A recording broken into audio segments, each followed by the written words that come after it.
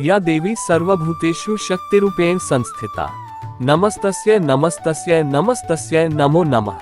जय माता दी दुर्गे माँ आप सभी पर अपना आशीर्वाद बनाए रखे, आपका दिन मंगलमय हो। आइए आज सुनते हैं श्री दुर्गा सप्तशती का 12वां और 13वां अध्याय। उससे पहले सुनते हैं माँ दुर्गा कवच।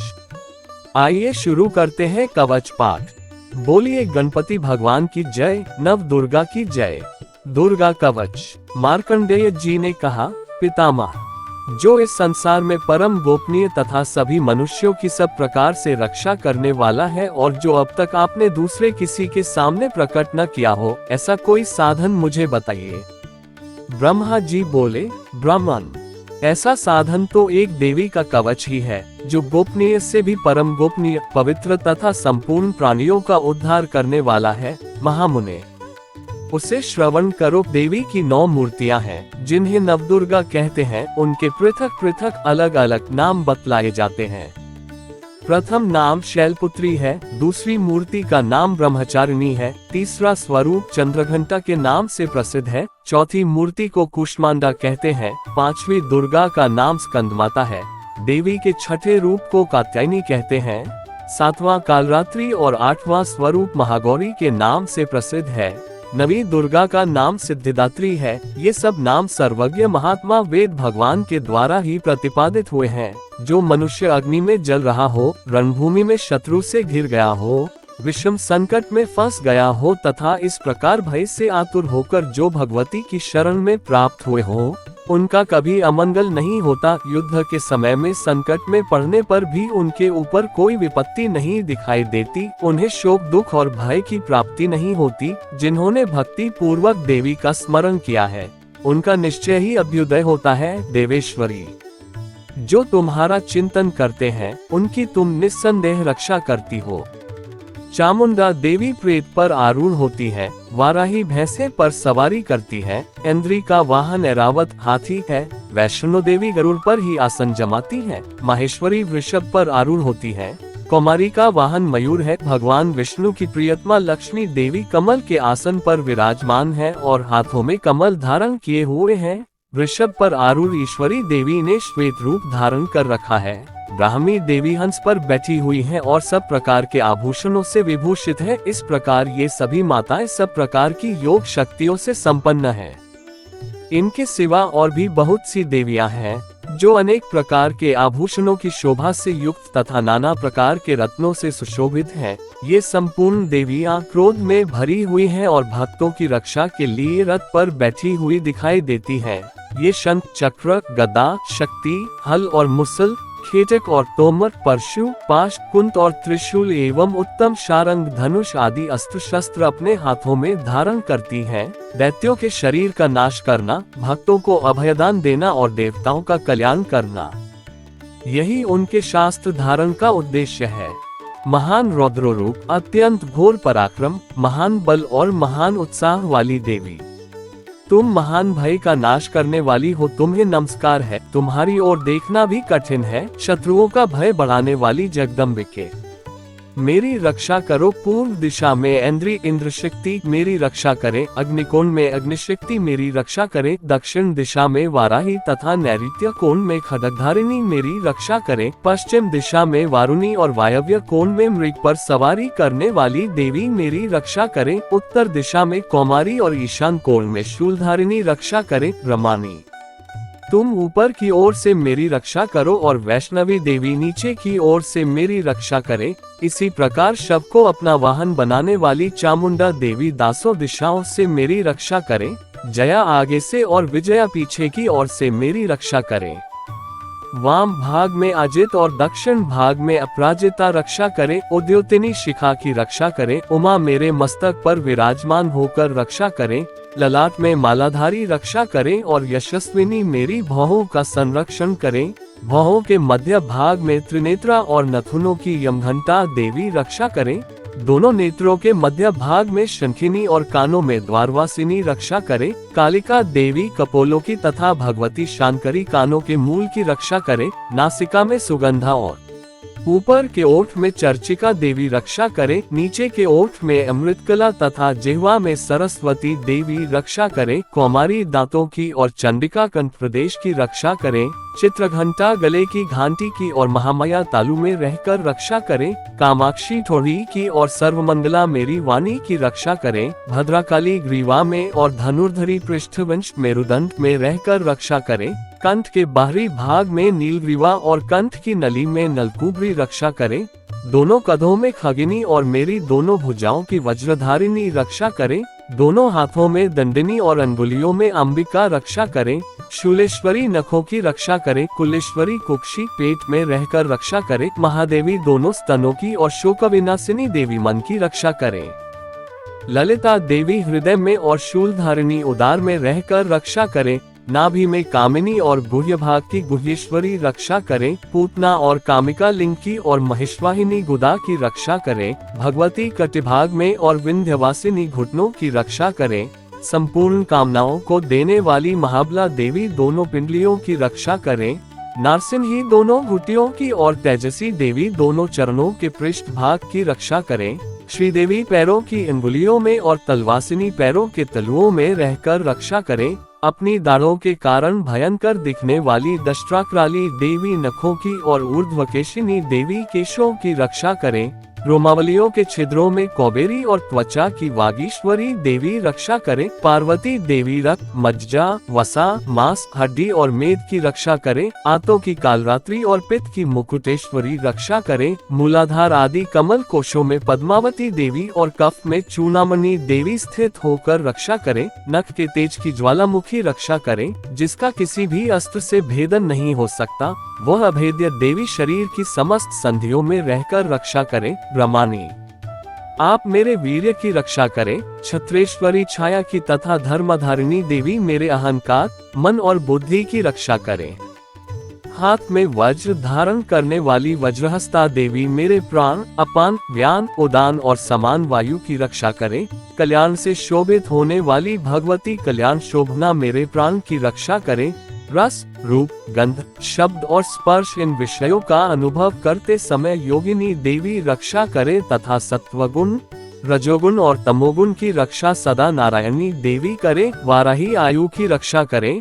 वैष्णवी धर्म की रक्षा करे तथा चक्रिणी देवी यश, कीर्ति, लक्ष्मी, धन तथा विद्या की रक्षा करे। इंद्राणी आप मेरे गोत्र की रक्षा करे। चंडिके तुम मेरे पशुओं की रक्षा करो। महालक्ष्मी पुत्रों की रक्षा करे और भैरवी पत्नी की रक्षा करे। मेरे पथ की सुपथा तथा मार्ग की क्षिमकरी रक्षा करे। राजा के दरबार में महालक्ष्मी रक्षा करे तथा सब ओर व्याप्त रहने वाली विजय देवी संपूर्ण भयों से रक्षा करे। देवी जो स्थान कवच में नहीं कहा गया है, अतएव रक्षा से रहित है, वह सब तुम्हारे द्वारा सुरक्षित हो, क्योंकि तुम विजयशालिनी और पापनाशिनी हो।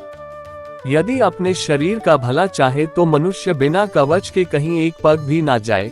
कवच का पाठ करके ही यात्रा करे। कवच के द्वारा सब ओर से सुरक्षित मनुष्य जहाँ जहाँ भी जाता है, वहाँ वहाँ उसे धन लाभ होता है तथा संपूर्ण कामनाओं की सिद्धि करने वाली विजय की प्राप्ति होती है।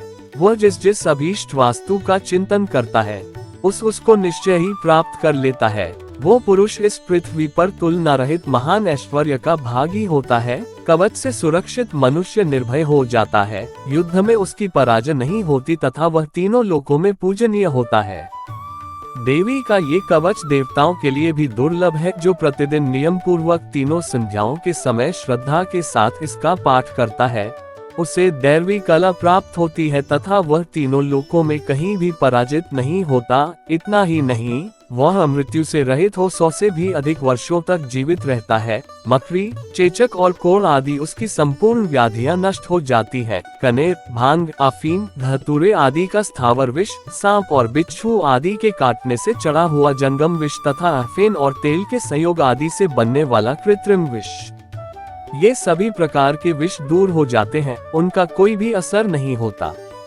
इस पृथ्वी पर मारण, मोहन आदि जितने आभिचारिक प्रयोग होते हैं तथा इस प्रकार के जितने मंत्र यंत्र होते हैं, वे सब इस कवच को हृदय में धारण कर लेने पर उस मनुष्य को देखते ही नष्ट हो जाते हैं। यही नहीं, पृथ्वी पर विचारने वाले ग्राम देवता, आकाशचारी देव विशेष, जल के संबंध से प्रकट होने वाले गण, उपदेश मात्र से सिद्ध होने वाले निम्न कोटि के देवता, अपने जन्म के साथ प्रकट होने वाले देवता, कुल देवता, माला, कंठमाला आदि, डाकिनी, शाकिनी, अंतरिक्ष में विचारने वाली भयानक डाकिनियां, ग्रह, भूत, पिशाच, यक्ष, गंधर्व, राक्षस, ब्रह्म राक्षस, बेताल, कुष्मांड और भैरव आदि अनिष्टकारक देवता भी हृदय में कवच धारण किए रहने पर उस मनुष्य को देखते ही भाग जाते हैं। कवचधारी पुरुष को राजा से सम्मान वृद्धि प्राप्त होती है। ये कवच मनुष्य के तेज की वृद्धि करने वाला और उत्तम है। कवच का पाठ करने वाला पुरुष अपनी कीर्ति से विभूषित भूतल पर अपने सुयश के साथ साथ वृद्धि को प्राप्त होता है। जो पहले कवच का पाठ करके उसके बाद सप्तशती चंडी का पाठ करता है, उसकी जब तक वन, पर्वत और काननों, जंगलों सहित ये पृथ्वी टिकी रहती है, तब तक यहाँ पुत्र पौत्र आदि संतान परंपरा बनी रहती है। फिर देह का अंत होने पर वह पुरुष भगवती महामाया के प्रसाद से उस नित्य परम पद को प्राप्त होता है जो देवताओं के लिए भी दुर्लभ है। वह सुंदर दिव्य रूप धारण करता और कल्याणमय शिव के आनंद का भागी होता है। इति श्री देवी कवच संपूर्ण। दुर्गा माता की जय। आइए अब सुनते हैं श्री दुर्गा सप्तशती का 12वां अध्याय, देवी के चरित्रों के पाठ का महात्म्य। देवी बोली, हे देवताओं, जो पुरुष इन स्तोत्रों द्वारा एकाग्रचित होकर मेरी स्तुति करेगा, उसके संपूर्ण कष्टों को निस्संदेह हर लूंगी। मधुकैटभ के नाश, महिषासुर के वध और शुंभ तथा निशुंभ के वध की जो मनुष्य कथा कहेंगे, मेरे महात्म्य को अष्टमी, चतुर्दशी व नवमी के दिन एकाग्रचित से भक्तिपूर्वक सुनेंगे, उनको कभी कोई पाप न रहेगा। पाप से उत्पन्न हुई विपत्ति भी उनको न सताएगी। उनके घर में दरिद्रता न होगी और न उनको प्रियजनों का बिछोह ही होगा। उनको किसी प्रकार का भय न होगा। इसीलिए प्रत्येक मनुष्य को भक्ति पूर्वक मेरे इस कल्याणकारक महात्म्य को सदा पढ़ना और सुनना चाहिए। मेरा यह महात्म्य महामारी से उत्पन्न हुए संपूर्ण उपद्रवों को एवं 3 प्रकार के उत्पातों को शांत कर देता है। जिस घर व मंदिर में या जिस स्थान पर मेरा ये स्तोत्र विधि पूर्वक पढ़ा जाता है, उस स्थान का मैं कभी भी त्याग नहीं करती और वहाँ सदा ही मेरा निवास रहता है।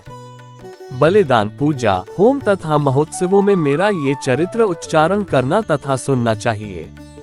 ऐसा हवन या पूजन मनुष्य चाहे जानकर या बिना जाने करे, मैं उससे तुरंत ग्रहण कर लेती हूँ। और शरद काल में प्रत्येक वर्ष जो महापूजा की जाती है, उनमें मनुष्य भक्ति पूर्वक मेरा यह महात्म्य सुनकर सब विपत्तियों से छूट जाता है और धन, धान्य तथा पुत्रादि से संपन्न हो जाता है। और मेरे इस महात्म्य व कथाओं इत्यादि को सुनकर मनुष्य युद्ध में निर्भय हो जाता है और महात्म्य के श्रवण करने वालों के शत्रु नष्ट हो जाते हैं तथा कल्याण की प्राप्ति होती है और उनका कुल आनंदित हो जाता है। सब कष्ट शांत हो जाते हैं तथा भयंकर स्वप्न दिखाई देना तथा घरेलू दुख इत्यादि सब मिट जाते हैं।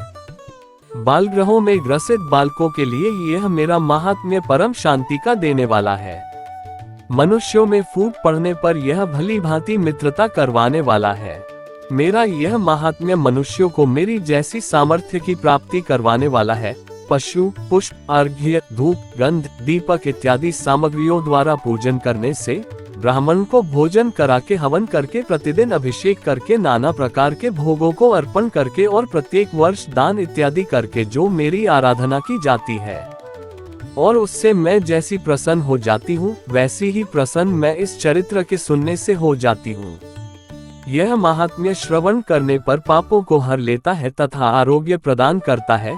मेरे प्रादुर्भाव का कीर्तन दुष्ट प्राणियों से रक्षा करने वाला है, युद्ध में दुष्ट दैत्यों का संहार करने वाला है। इसके सुनने से मनुष्य को शत्रुओं का भय नहीं रहता। हे देवताओं, तुमने जो स्तुति की है अथवा ब्रह्मा जी ने जो मेरी स्तुति की है, वह मनुष्यों को कल्याणमयी बुद्धि प्रदान करने वाली है। वन में सूने मार्ग में अथवा दावानल से घिर जाने पर, वन में चोरों से घिरा हुआ या शत्रुओं द्वारा पकड़ा हुआ, जंगल में सिंहों से, व्याघ्रों से या जंगली हाथियों द्वारा पीछा किया हुआ, राजा के क्रोध हो जाने पर मारे जाने के भय से, समुद्र में नाव के डगमगाने पर, भयंकर युद्ध में फंसा होने पर, किसी भी प्रकार की पीड़ा से पीड़ित, घोर बाधाओं से दुखी हुआ मनुष्य मेरे इस चरित्र को स्मरण करने से संकट से मुक्त हो जाता है। मेरे प्रभाव से सिंह, चोर या शत्रु इत्यादि दूर भाग जाते हैं और पास नहीं आते। महर्षि ने कहा, प्रचंड पराक्रम वाली भगवती चंडिका योग कहने के पश्चात वह देवताओं के देखते ही देखते अंतर्धान हो गई और संपूर्ण देवता अपने शत्रुओं के मारे जाने पर पहले की तरह यज्ञ भाग का उपभोग करने लगे और उनको अपने अधिकार फिर से प्राप्त हो गए तथा युद्ध में देवताओं के शत्रुओं शुंभ व निशुंभ के देवी के हाथों मारे जाने पर बाकी बचे हुए राक्षस पाताल को चले गए। हे राजन, इस प्रकार भगवती अंबिका नित्य होती हुई भी बार बार प्रकट होकर इस जगत का पालन करती है, इसको मोहित करती है, जन्म देती है और प्रार्थना करने पर समृद्धि प्रदान करती है। हे राजन, भगवती ही महाप्रलय के समय महामारी का रूप धारण करती है और वही संपूर्ण ब्रह्मांड में व्याप्त है और वही भगवती समय समय पर महाकाली तथा महामारी का रूप बनाती है और स्वयं अजन्मा होती हुई भी सृष्टि के रूप में प्रकट होती है। वह सनातनी देवी प्राणियों का पालन करती है और वही मनुष्य के अभ्युदय के समय घर में लक्ष्मी का रूप बनाकर स्थित हो जाती है तथा अभाव के समय दरिद्रता बनकर विनाश का कारण बन जाती है। पुष्प, धूप और गंध आदि से पूजन करके उसकी स्तुति करने से वह धन एवं पुत्र देती है और धर्म में शुभ बुद्धि प्रदान करती है। 13वां अध्याय, राजा सूर्त और वैश्य को देवी का वरदान। महर्षि मेधा ने कहा, हे राजन, इस प्रकार देवी के उत्तम महात्म्य का वर्णन मैंने तुमको सुनाया। जगत को धारण करने वाली इस देवी का ऐसा ही प्रभाव है। वही देवी ज्ञान के देने वाली है और भगवान विष्णु की इस माया के प्रभाव से तुम और यह वैश्य तथा अन्य विवेकी जन मोहित होते हैं और भविष्य में मोहित होंगे।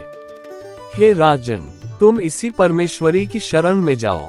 यही भगवती आराधना करने पर मनुष्य को भोग, स्वर्ग तथा मोक्ष प्रदान करती है। मार्कंडेय जी ने कहा, महर्षि मेधा की यह बात सुनकर राजा सूर्त ने उन उग्र व्रत वाले ऋषि को प्रणाम किया और राज्य के छिन जाने के कारण उसके मन में अत्यंत ग्लानि हुई और वह राजा तथा वैश्य तपस्या के लिए वन को चले गए और नदी के तट पर आसन लगाकर भगवती के दर्शनों के लिए तपस्या करने लगे। दोनों ने नदी के तट पर देवी की मूर्ति बनाई और पुष्प, धूप, दीप तथा हवन द्वारा उसका पूजन करने लगे। पहले उन्होंने आहार को कम कर दिया, फिर बिल्कुल निराहार रहकर भगवती में मन लगाकर एकाग्रता पूर्वक उसकी आराधना करने लगे। वो दोनों अपने शरीर के रक्त से देवी को बलि देते हुए 3 वर्ष तक लगातार भगवती की आराधना करते रहे। 3 वर्ष के पश्चात जगत का पालन करने वाली चंडिका ने उनको प्रत्यक्ष दर्शन देकर कहा। देवी बोली, हे राजन तथा अपने कुल को प्रसन्न करने वाले वैश्य, तुम जिस वर की इच्छा रखते हो वह मुझसे मांगो, वह वर मैं तुमको दूंगी क्योंकि मैं तुम पर अत्यंत प्रसन्न हूँ। मार्कंडेय जी कहते हैं, ये सुन राजा ने अगले जन्म में नष्ट न होने वाला अखंड राज्य और इस जन्म में बलपूर्वक अपने शत्रुओं को नष्ट करने के पश्चात अपना पुनः राज्य प्राप्त करने के लिए भगवती से वरदान मांगा और वैश्य ने भी, जिसका चित्त संसार की ओर से विरक्त हो चुका था, अतः भगवती से अपनी ममता तथा इंकार रूप आसक्ति को नष्ट कर देने वाले ज्ञान को देने के लिए कहा। देवी ने कहा, हे राजन, तुम शीघ्र ही अपने शत्रुओं को मारकर पुनः अपना राज्य प्राप्त कर लोगे। तुम्हारा राज्य स्थिर रहने वाला होगा। फिर मृत्यु के पश्चात आप सूर्यदेव के अंश से जन्म लेकर सावर्णिक मनु के नाम से इस पृथ्वी पर ख्याति को प्राप्त होंगे। हे वैश्य, कुल में श्रेष्ठ, आपने जो मुझसे वर मांगा है वह आपको देती हूँ। आपको मोक्ष के देने वाले ज्ञान की प्राप्ति होगी। मार्कंडेय जी कहते हैं, इस प्रकार उन दोनों को मनवांछित वर प्रदान कर तथा उनसे अपनी स्तुति सुनकर भगवती अंतर्धान हो गई और इस प्रकार क्षत्रियों में श्रेष्ठ वह राजा सूर्त भगवान सूर्यदेव से जन्म लेकर इस पृथ्वी पर सावर्णिक मनु के नाम से विख्यात होंगे। अत प्राधानिक रहस्यम, इस सप्तशती के तीनों रहस्यों के नारायण ऋषि, अनुष्टुप छंद और महाकाली, महालक्ष्मी एवं महासरस्वती देवता हैं। शास्त्र द्वारा प्रतिपादित उत्तम फल की प्राप्ति के लिए जप में इसका विनियोग होता है। राजा ने कहा, हे भगवान, आपने चंडिका देवी के अवतारों का वर्णन किया है, किंतु हे ब्राह्मण, अब उन अवतारों का मूलभूत मुख्य स्वरूप बतलाइए। और हे द्विज, देवी के जिस स्वरूप की आराधना जिस विधि से मुझे करनी चाहिए, वह स्वरूप और आराधना करने की विधि मुझ विनीत से विधि पूर्वक कहिए। ऋषि ने कहा, ये रहस्य परम गुप्त है, अर्थात किसी से कहने योग्य नहीं है, परंतु हे राजन, तुम भक्त हो, इसलिए ऐसा कोई विषय नहीं है जो तुमसे न कहूं। सबकी आदि रूपा सत्व रज तम तीनों गुण वाली परमेश्वरी महालक्ष्मी है। वह लक्ष्य और अलक्ष्य स्वरूपा है तथा संपूर्ण जगत में व्याप्त है। हे राजन, वह हाथों में मातुलिंग, गदा, खेट और पान पात्र तथा सिर पर नागलिंग और योनि धारण करती है। वह तपाए हुए सुवर्ण के समान कांति वाली, तपाए हुए सोने के सुंदर आभूषणों को धारण किए हुए देवी अपने तेज से संपूर्ण आकाश को परिपूर्ण करती है।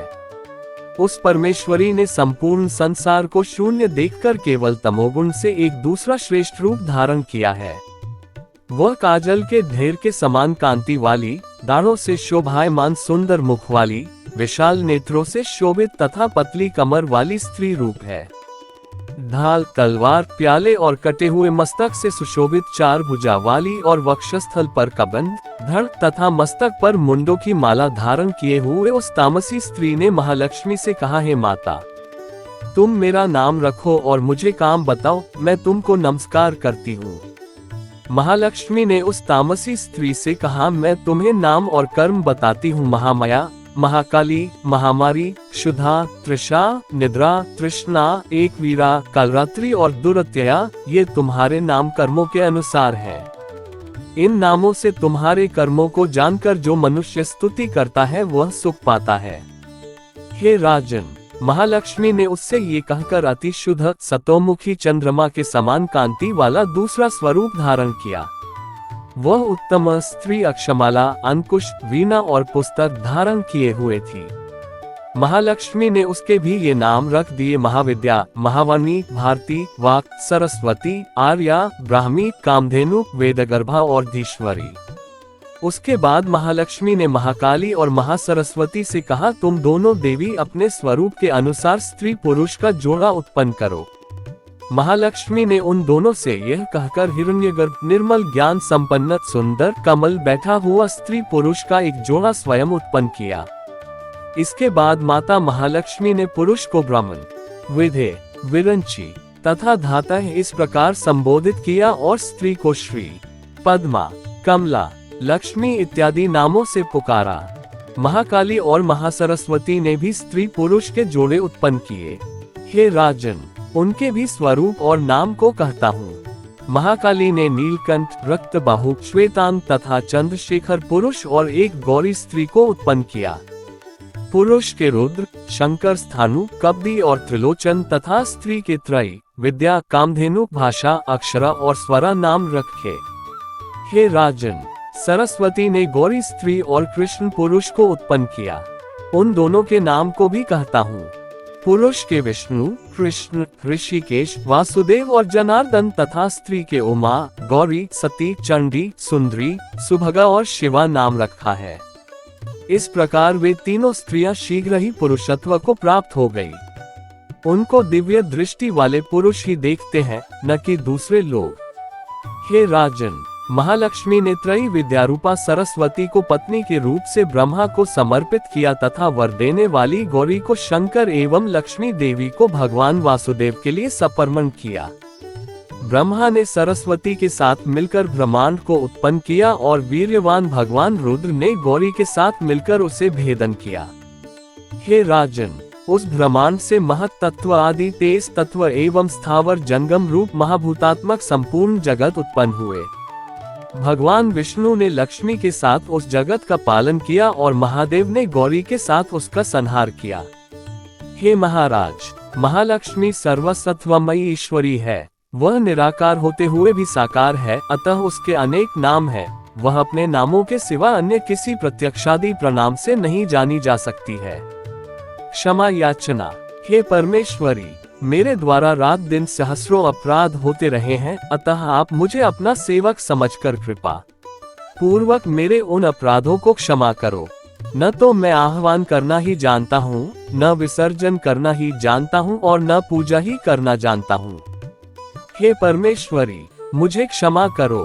हे सुरेश्वरी, मैंने जो मंत्रहीन, क्रियाहीन और भक्तिहीन पूजन किया है, वह सब आपकी दया से पूर्ण हो। सैकड़ों अपराध करके भी भक्त आपकी शरण में आकर केवल जगदम्ब कहकर ही मोक्ष को प्राप्त करते हैं, जिसे ब्रह्मादि देवगण भी पाने में असमर्थ होते हैं। हे जगदम्बिके, मैं अपराधी हूँ, किंतु आपकी शरण में आया हूँ, अतः इस समय में दया का पात्र हूँ। तुम जैसा चाहो वैसा करो। अज्ञानवश या बुद्धिभ्रम होने के कारण भूल से जो कुछ भी मैंने कम या अधिक कर दिया हो, हे देवी, हे परमेश्वरी, सब अपराध क्षमा करो और प्रसन्न हो। हे जगन माता, हे कामेश्वरी, सच्चिदानंद स्वरूपिणी परमेश्वरी, आप प्रेम पूर्वक मेरी यह पूजा स्वीकार गुप्त की रक्षा करने करो और मुझ पर प्रसन्न हो। आप गुप्त से भी वाली हो, आप मेरे किए हुए इस जाप को ग्रहण करके मेरे सभी अपराधों को क्षमा करो। हे देवी, हे महेश्वरी, आपकी कृपा से मुझे सिद्धि की प्राप्ति हो। जय माता दी, नौ दुर्गा की जय। बोलिए साचे दरबार की जय।